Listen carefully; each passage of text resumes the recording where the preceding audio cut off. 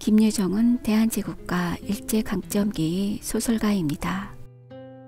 소설 소낙비로 조선일보 신춘문예에 당선되어 1935년에 등단했습니다.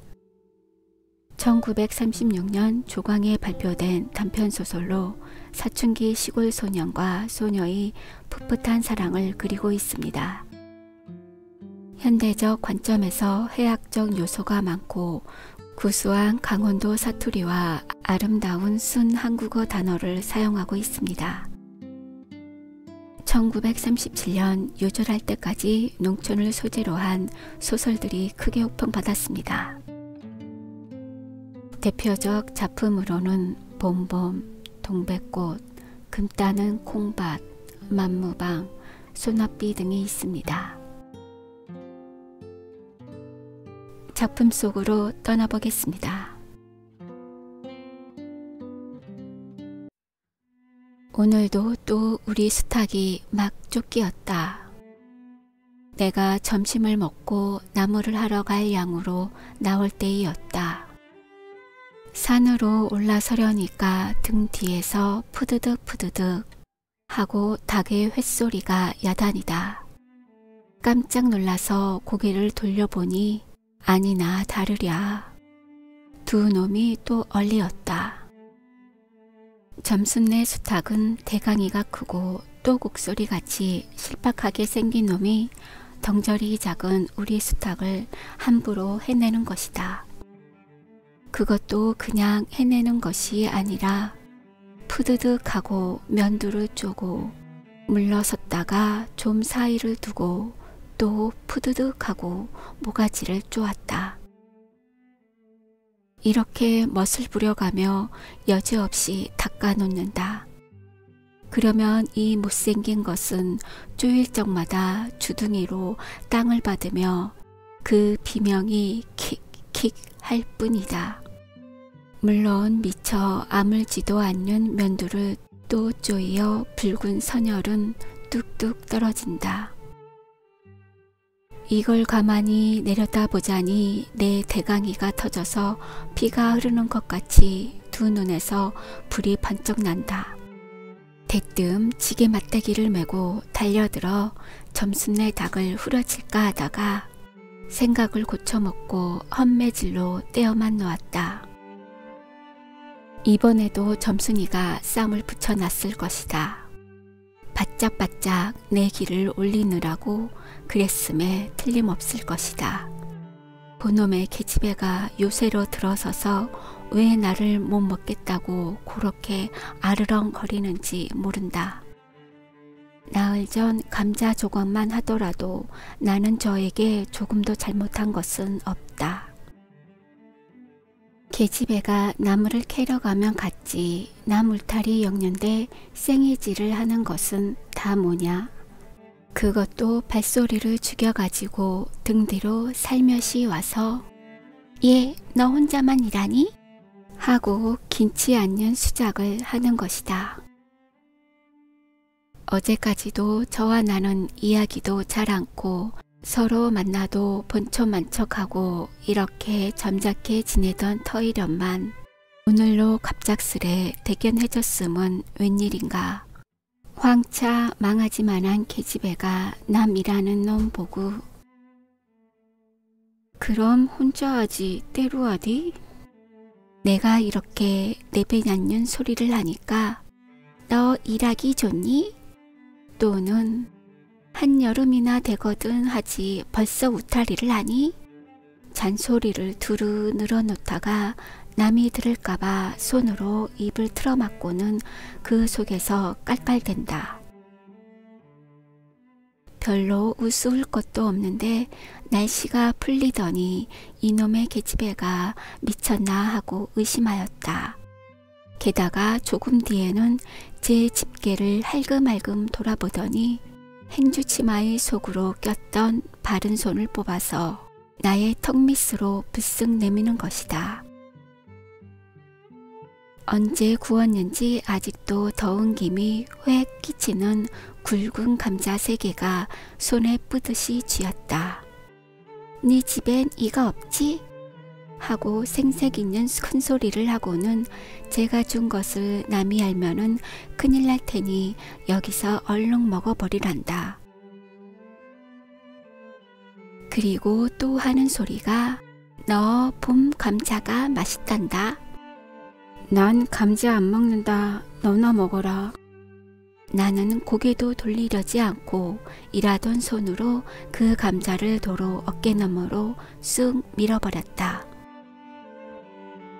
그랬더니 그래도 가는 기색이 없고 뿐만 아니라 새근새근하고 심상치 않는 게 숨소리가 점점 거칠어진다.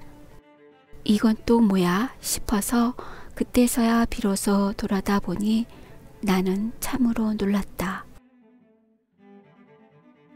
우리가 이 동리에 들어온 것은 근 3년째 되어 오지만 여태껏 가무잡잡한 점순이 얼굴이 이렇게까지 홍단무처럼 새빨개진 법이 없었다.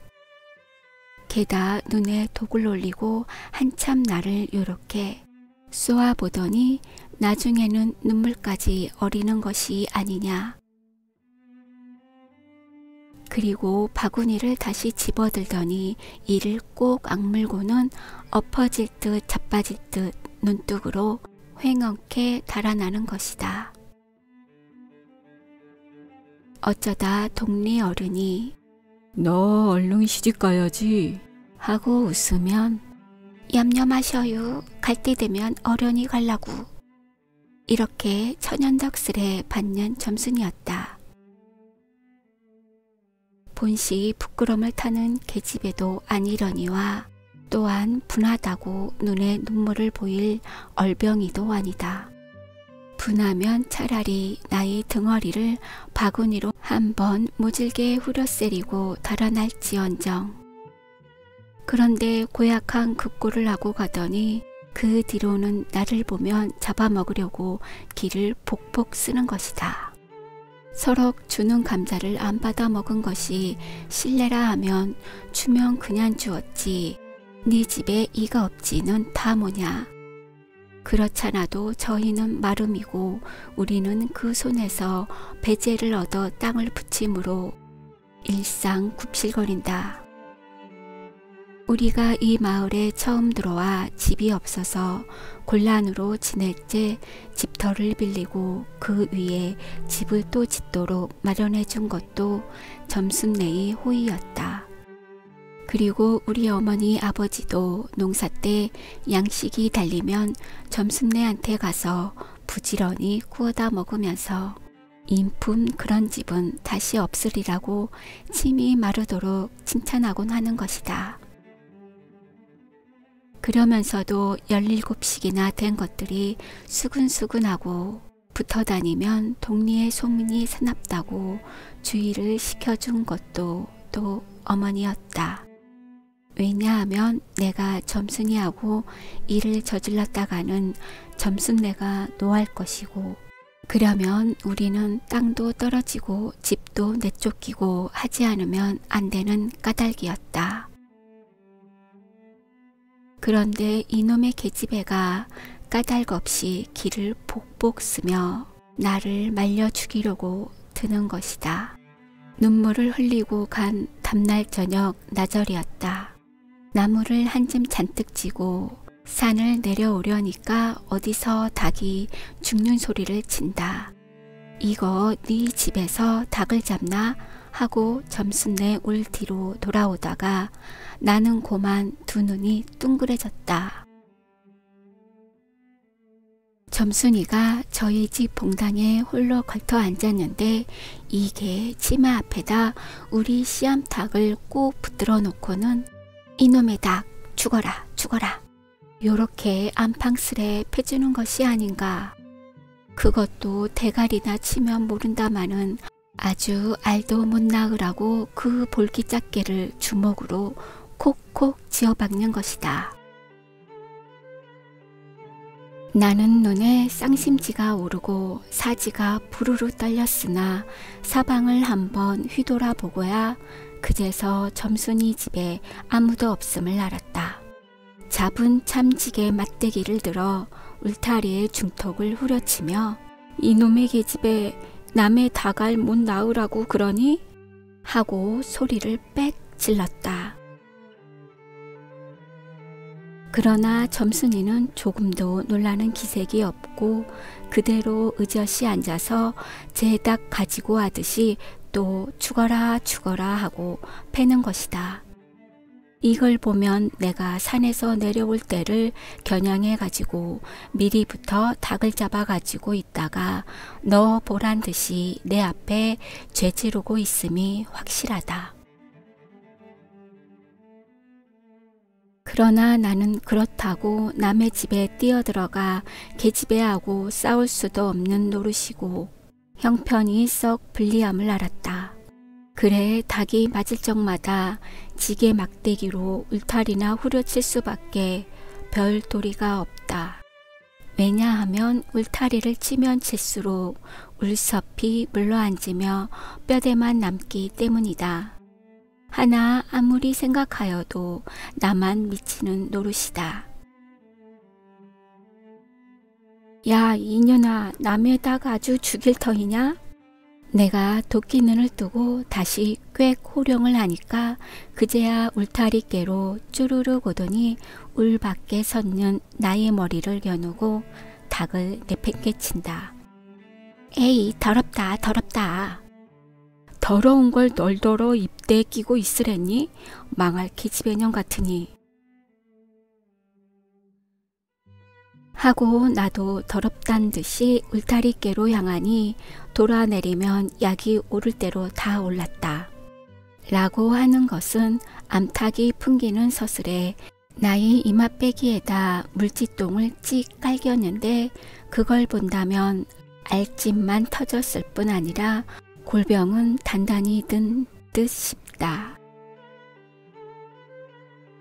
그리고 나의 등 뒤를 향하여 나에게만 들릴 듯 맞듯한 음성으로 이 바보 녀석아, 예, 너 베네병신이지?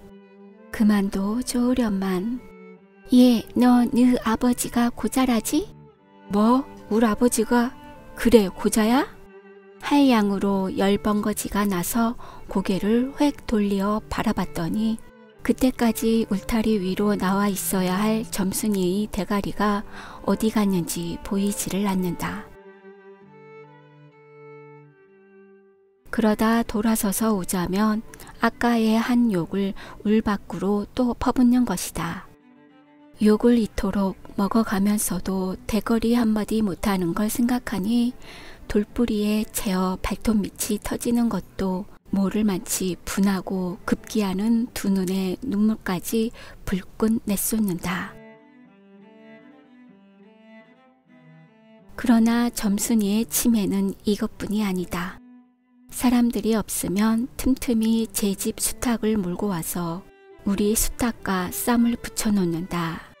제 집 수탉은 썩 험상궂게 생기고 쌈이라면 회를 치는 고로 을에 이길 것을 알기 때문이다. 그래서 툭하면 우리 수탉이 먼드며 눈깔이 피로 흐드르하게 되도록 해놓는다. 어떤 때에는 우리 수탉이 나오지를 않으니까 요놈의 계집애가 모이를 쥐고 와서 꿰어내다가 쌈을 붙인다. 이렇게 되면 나도 다른 배차를 차리지 않을 수 없다. 하루는 우리 수탉을 붙들어 가지고 넌지시 장독깨로 갔다. 쌈닭에게 고추장을 먹이면 병든 황소가 살모사를 먹고 용을 쓰는 것처럼 기운이 뻗친다 한다. 장독에서 고추장 한 접시를 떠서 닭 주둥아리께로 들이밀고 먹여보았다. 닭도 고추장의 맛을 들였는지 거스르지 않고 거진 반 접시 턱이나 곧잘 먹는다. 그리고 먹고 금세는 용을 못 쓸 터이므로 얼마쯤 기운이 들도록 회 속에다 가두어 두었다. 밭에 두엄을 두어 짐 져내고 나서 쉴 참에 그 닭을 안고 밖으로 나왔다. 마침 밖에는 아무도 없고 점순이만 저희 울 안에서 헌옷을 뜯는지 혹은 솜을 터는지 웅크리고 앉아서 일을 할 뿐이다. 나는 점순네 수탉이 노는 밭으로 가서 닭을 내려놓고 가만히 맥을 보았다. 두 닭은 여전히 얼리어 쌈을 하는데 처음에는 아무 보람이 없다. 멋지게 쪼는 바람에 우리 닭은 또 피를 흘리고 그러면서도 날개 죽지만 푸드득 푸드득 하고 올라 뛰고 뛰고 할 뿐으로 제법 한번 쪼아보도 못한다. 그러나 한 번은 어쩐 일인지 용을 쓰고 펄쩍 뛰더니 발톱으로 눈을 하비고 내려오며 면두를 쪼았다. 큰 닭도 여기에는 놀랐는지 뒤로 멈시라며 물러난다. 이 기회를 타서 작은 우리 수탉이 또 날쌔게 덤벼들어 다시 면두를 쪼니 그제는 감대 사나운 그 대강이에서도 피가 흐르지 않을 수 없었다. 옳다, 알았다. 고추장만 먹이면은 되는구나 하고 나는 속으로 아주 쟁그라워 죽겠다. 그때에는 뜻밖의 내가 닭쌈을 붙여놓은 데 놀라서 물 밖으로 내다보고 섰던 점순이도 입맛이 쓴지 눈살을 찌푸렸다. 나는 두 손으로 볼기짝을 두드리며 연방 잘한다 잘한다 하고 신이 머리 끝까지 뻗치었다. 그러나 얼마 되지 않아서 나는 넋이 풀려 기둥같이 묵묵히 서 있게 되었다. 왜냐하면 큰 닭이 한 번 쪼인 안가품으로 호들갑스레 연거푸 쪼는 서슬에 우리 수탉은 찔끔 못하고 막 굽는다. 이걸 보고서 이번에는 점순이가 깔깔거리고 되도록 이쪽에서 많이 들으라고 웃는 것이다. 나는 보다 못하여 덤벼들어서 우리 수탉을 붙들어 가지고 도로 집으로 들어왔다. 고추장을 좀 더 먹였더라면 좋았을 걸. 너무 급하게 쌈을 붙인 것이 퍽 후회가 난다. 장독깨로 돌아와서 다시 턱 밑에 고추장을 들이댔다. 흥분으로 말미암아 그런지 당최 먹질 않는다. 나는 할 일 없이 닭을 반드시 누이고 그 입에다 권련 물뿌리를 물리었다. 그리고 고추장 물을 타서 그 구멍으로 조금씩 들이부었다. 닭은 좀 괴로운지 킥킥하고 재채기를 하는 모양이나 그러나 당장의 괴로움은 매일같이 피를 흘리는데 될 게 아니라 생각하였다. 그러나 한두어 종지가량 고추장 물을 먹이고 나서는 나는 그만 풀이 죽었다. 싱싱하던 닭이 왜 그런지 고개를 살며시 뒤틀고는 소나기에서 뻗어지는 것이 아닌가. 아버지가 볼까 봐서 얼른 회에다 감추어 두었더니 오늘 아침에서야 겨우 정신이 든 모양 같다.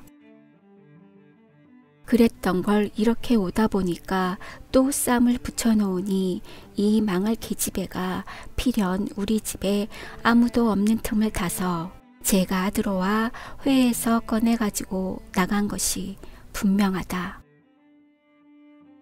나는 다시 닭을 잡아다 가두고 염려는 스러우나 그렇다고 산으로 나무를 하러 가지 않을 수도 없는 형편이었다.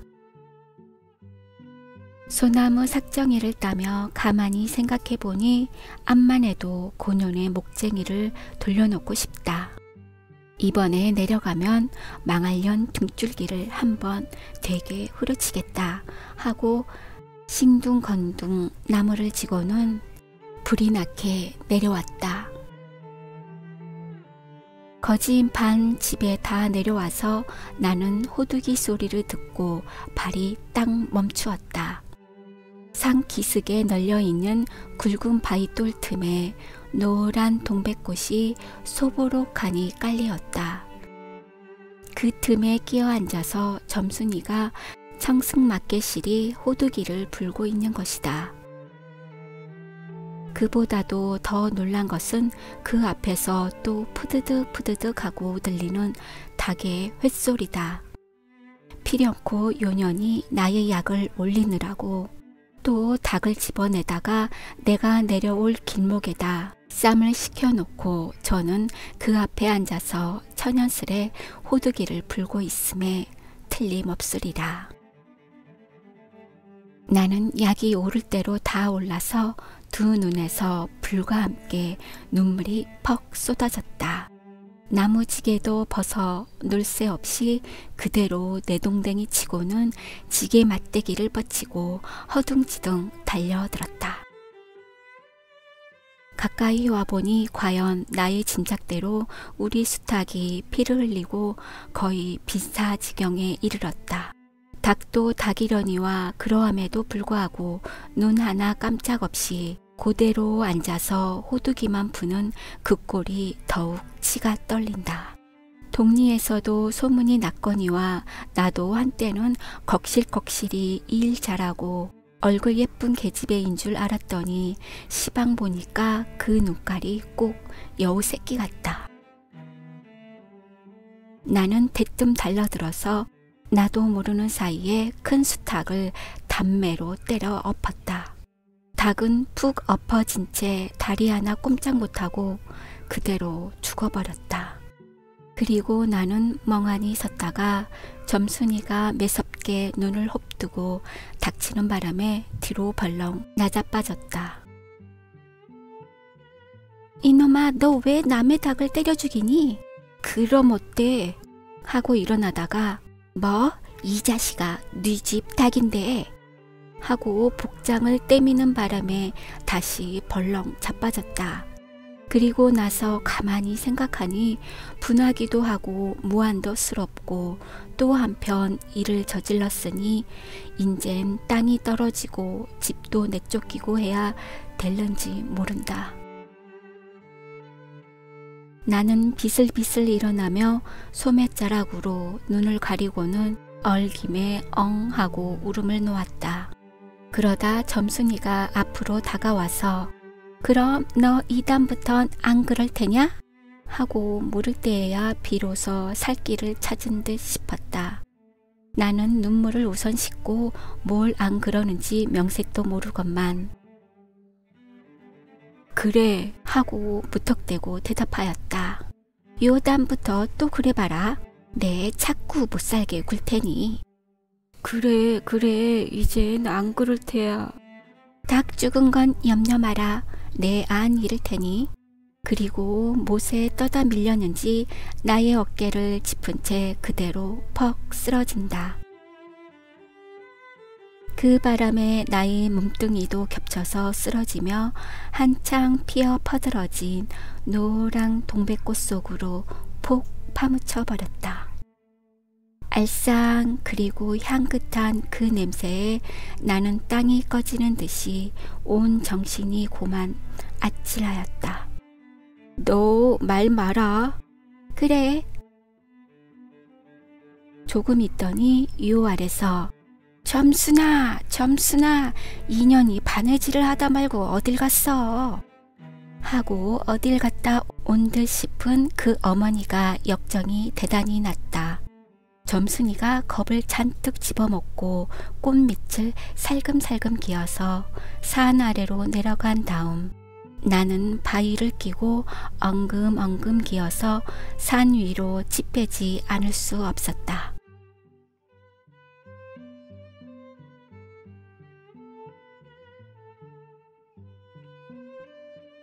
구독, 좋아요 부탁드려요.